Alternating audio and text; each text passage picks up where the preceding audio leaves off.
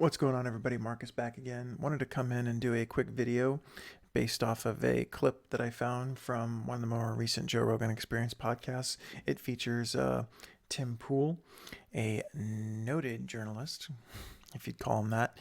And it's, I think, his third time on the Joe Rogan Experience. And he talks about what the COVID-19 stimulus checks teaches us about universal basic income. And throughout this entire clip, he's basically thrashed by Joe Rogan. And we're going to go ahead and watch it, and we'll go ahead and explain, why it's interesting that someone like Tim Pool, who tries to be like a political intellectual and a commentator now, when he really should have just stuck to just being a journalist, just reporting the facts and being basically eyes and ears on the ground, which was something he was actually pretty decent at. So let's go ahead and watch the clip. Came to Yang, I felt like here we had a guy who I'm not a big fan of UBI, but it's a weird one, right? I think the way he put it spoke more to me than the way anyone else ever framed it, and I actually felt like he shouldn't have called it universal basic income. When he didn't he call it the freedom dividend? Right. Yeah. But it became UBI to so many people. That's how they went with it. Yeah. So he didn't call it the UBI. He called it the freedom dividend, and everyone just called it UBI because that's what people decided to call it. Wasn't Yang that labeled it that. Come on, Tim, get your facts straight. When you see, Amazon, Google, and these big companies becoming just insane behemoths that can't, they can't be broken up, they just absorb and absorb and absorb, then there's an argument for some kind of dividend to the American people for potentially what they do outside of the United States. It's very complicated economics. I guess I'm not smart enough to, pretend like I know anything about. For once we agree, Tim. For once we agree. But you look at, he brought the example of Alaska. They have the oil drilling. The people who live in Alaska get a portion of that revenue and those profits. That makes sense. Highly Republican. UBI, the way it's framed in general, makes very little sense. And it eventually, I think we're actually seeing now with the government stimulus, one of the biggest pitfalls to it. Did you hear there was a story? So he's saying that UBI doesn't hold a lot of water. And he's just admitted that he doesn't know anything about economics, when Milton Friedman, a noted conservative economics expert, has been a proponent of UBI. So he's already shot himself in the foot twice in about 1 minute and 6 seconds into this clip. They ran an NBC. A woman, her employees were like in revolt because she acquired a loan from the Paycheck Protection Program that insured their jobs, meaning they would receive less money. Because under the CARES Act, they would have received a bonus of $600 per week on top of the salary they'd normally get. They actually preferred to have lost their jobs. So you have people who are complaining that they're keeping their jobs now. So that's one instance, though. There's a couple stories like that. So he's basing his entire stance on a very widespread economic policy based off of one anecdotal example. That, my friends, is not intelligence. That's Facebook conservative Republican-esque argument style. But the challenge with just giving people cash is the assumption that the cash has inherent value when the value of it is based upon what you can get for it. So one of the lessons I think we learn now with the economy being shut down is doctors and nurses got to work. That we need them on the front line. They're also getting paid. What do they use that money for? Pay their rent, buy food, things like that. We're facing food shortages. If you can't buy anything with the money, what's the point of taking the money? I mean, like if you were given the choice, you're going to work. You're going to go work your job at a grocery store. You're an essential worker. We're going to pay you $400. Your buddy, who isn't. Let me stop you right there. Because the universal basic income was not designed to deal with the pandemic. It was designed. Exactly. Like Joe Rogan just begins to slap him down here. And because he's comparing, he's going to say apples and oranges. It's apples and freaking baseballs. I mean, it's just not the same as dealing with a global pandemic, where it's an extraordinary situation that's not going to happen again for another century. But why? to deal with automation, gonna which rip would have apart. not stopped the supply chain, which wouldn't have created food shortages. This is a sort of a unique situation. So you're comparing apples to oranges. You're applying universal basic income to our current situation, which has nothing to do with the reason why he wanted to implement it in the first place. He's worried that automation is going to take away jobs. He's right. It will. It probably will. Now consider this problem, though. There will always be some kind of essential work, right? Yes. What do you tell the essential worker when other people are getting money and don't work, that you have no choice because you're essential, even in an automation system? So You do have a choice on whether you want to work or not. If someone's working as someone in a grocery store where they're considered essential, you don't have to work if you don't want to. You can just take the universal basic income and sit down. Right now, it's a little bit different, where the essential workers have to work and there's no other place for them to go because everything else is shut down. That I understand, but this is not a typical situation, and he's applying an extraordinary situation to something that's supposed to be applied when things aren't in a state that they are. He's not intelligent. This is what happens when you don't graduate high school.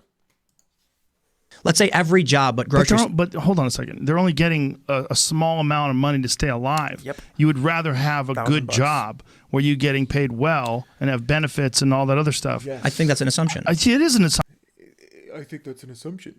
No, it's a pretty damn good assumption. I mean, $1,000 in the United States, in some parts of the country, is a good amount of money, but in most parts, it's not enough to even pay rent. It's just enough to kind of put food on your table and put clothes on your back. You're going to need another job. $1,000 isn't going to hold water. Most people get welfare checks for more than that. Assumption. Yeah, But the I think problem mine with is too. I universal think mine is too. basic income, the real problem is a psychology issue. The real problem is the way human beings work. We need incentives. We don't. Yes. Yeah. People don't just want to survive and get a little. This is factually correct. It's been proven through psychology that human beings are goal-oriented. We can't stop. We have to keep moving forward. And this is where Tim Pool's argument just falls. It's one of the stupidest arguments I've ever seen made. And Joe Rogan, like David Pakman, does a really good job of just eviscerating him in a very polite manner, so that way he doesn't feel his feelings don't get hurt. Check from the government people will be despondent. You don't want to create a United States of welfare, like an all-encompassing thing where some these programs that are in place that automate all of the goods and services, they take some of that money and give it back to the people because no one can work. Like that's a depressing dystopian future. I mean, that's a terrible place to live. You ever watch Battlestar Galactica? Yes, loved it. You ever see Snowpiercer? Was that you talking about the new Battlestar Galactica or Yeah, the old the new one? What was Snowpiercer? Which one was that? That's where Chris Evans is on a train that travels around the world because the world is frozen, and only that train has it's a kind of a weird premise. But there's This is an episode of Battlestar Galactica? No. It's a movie. I'm just bringing up two different bits of fiction to make a point. Oh yeah, it's a futuristic movie. It's real weird. sure. Who else is in it? Science Chris fiction. Evans is Captain Tilda America, Swinton right? is in it. Yeah, I think I did see that. It's real weird. Yeah, it's kind of cool. Yeah, it's yeah, kind of yeah. weird. So they take kids from the back, from the poor cart, and have them work internally in the engine because they have to move things around because parts are missing. If they don't, all human life dies. So they literally go in the back and they take children away from their families who scream and reject this. In Battlestar, they had children who were also taken for a similar reason to work. You had people who had no choice but to work on the fuel processing ship. Otherwise, Right. all of humanity would be wiped out. I've often thought about, I'm a huge fan of Star Trek: The Next Generation. How do we get to a post-capitalism world where we still have incentives, but we're post-scarcity? The problem is, as we're in transition, there will be jobs that are essential, which means one of the glimpses we get. I understand a pandemic is different, but we still see a glimpse of people who have to work, kind of low-skill, boring, tedious jobs like at a grocery store, while other people who have higher skill jobs are getting their needs met by the government, at least in terms of the cash. So people with higher skilled jobs aren't getting their needs met by the government. People with higher skilled jobs took their laptops home and did their work from home. The people that are sitting home without work are people that are in industries in which they're providing a want, not a need. And unfortunately, Tim Pool doesn't understand this because he didn't graduate high school and he probably didn't take civics or economics. And one of the things they tell you about is that there's needs and wants, right? I'll give you just a quick example. There's this place near my home. It's a kids activity center, and it's a want. It's not a need. You could build that at home.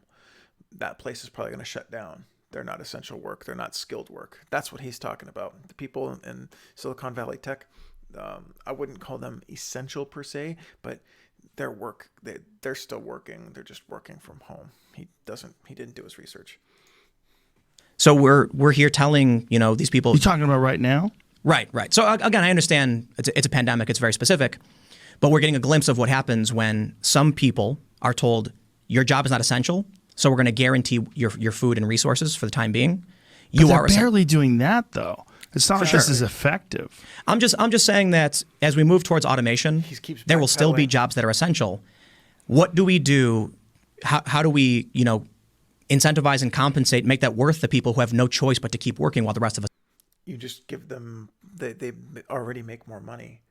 I mean, some essential jobs aren't the best paying jobs, but eventually that work will be, those people, because they have to have humans, will be more desirable, so they'll get paid more. That's how it works in a free market. Once again, this is what happens when you don't graduate high school. Us don't. I don't know if it's a keep working while the rest of us don't issue. I think it's a problem of jobs being phased out. I think the real problem is automation is going to phase out jobs. It's not going to be about what's essential and what's not essential. I think you're sort of applying pandemic vernacular to. Well, let's remove the pandemic from it, and let's say. Then your argument dies. Right now, one of the things I looked at, and we talked about this a little bit before. I met a homeless guy in Chicago, and he worked at a job that became obsolete. I'll step back a little bit. Yeah. I asked a homeless guy how he became homeless when I was like 19, and he told me that he had a job. He worked there for 20, 30 years. As he got older, his family, moved away, lost contact. These were different times. Some friends and family had died. When his company became obsolete, technology didn't matter anymore. He was cast out. He had nowhere to work anymore, and his expertise was very specific. So he got a severance package. That ran out. He got unemployment. That ran out. He got kicked out. Now he's homeless. I look at that and I say, how do we make sure that doesn't happen? This guy should not be punished simply because times have changed. But if you scale that up, and say it keeps happening in every different sector, eventually you'll end up with 90% of the population saying my needs will be taken care of, and 10% saying I still have to work. Whatever. That's ridiculous. So the once again anecdotal example that he gave is the person that clearly had a pretty decent job, clearly didn't make good enough decisions with his severance package or his unemployment. He clearly just didn't find another avenue to work. He had probably every opportunity to get another job, even if it was a crappy job after his unemployment ran out. He chose not to do so. My guess is that he probably got involved in other things like drugs. So his anecdotal example falls flat. And once again, he's trying to apply pandemic perspectives to a situation that was meant to be applied when situations are changing towards automation. It's ridiculous. Whatever the industry may be. Like that's a transitional period. It's going to be very difficult. We automate most jobs except for some. Some people will still have to work. Does anybody really think we're going to automate most jobs, though? I mean, there's so many jobs that can't be automated. I don't think that's going to be the. I mean, you're talking about some weird sort of futuristic version. Star Trek. Yeah, I don't think that's what we need to be concerned with. I think the idea of universal basic income is wonderful. The idea that your needs are taken care of in terms of food and housing, and then everything else you got to do on your own.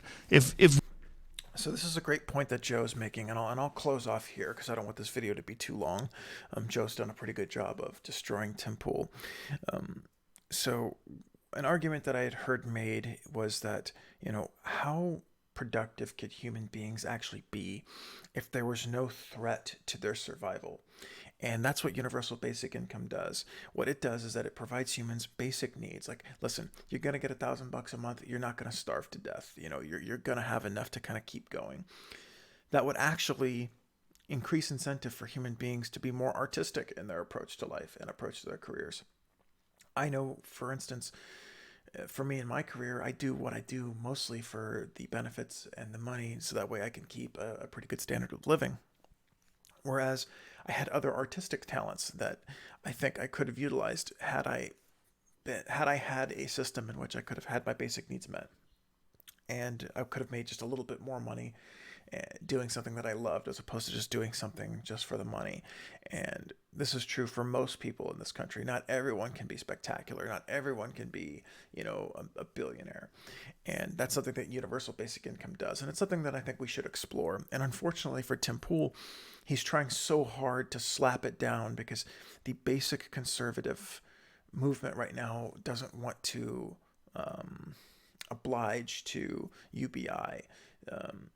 And he's just trying to peddle that so that way he gets more clicks and more followers and more views. But unfortunately here, as you can see, his arguments he just doesn't have good arguments for it, and especially trying to apply it to the COVID stimulus. This is a spectacular situation, and it just doesn't hold water. So stay tuned, guys, for more videos. I'm pretty sure Tim Pool will give us another opportunity to eviscerate him, but at this point, this is all we've got. So thank you guys for watching, and I hope you guys enjoyed it. Please like, comment, and subscribe.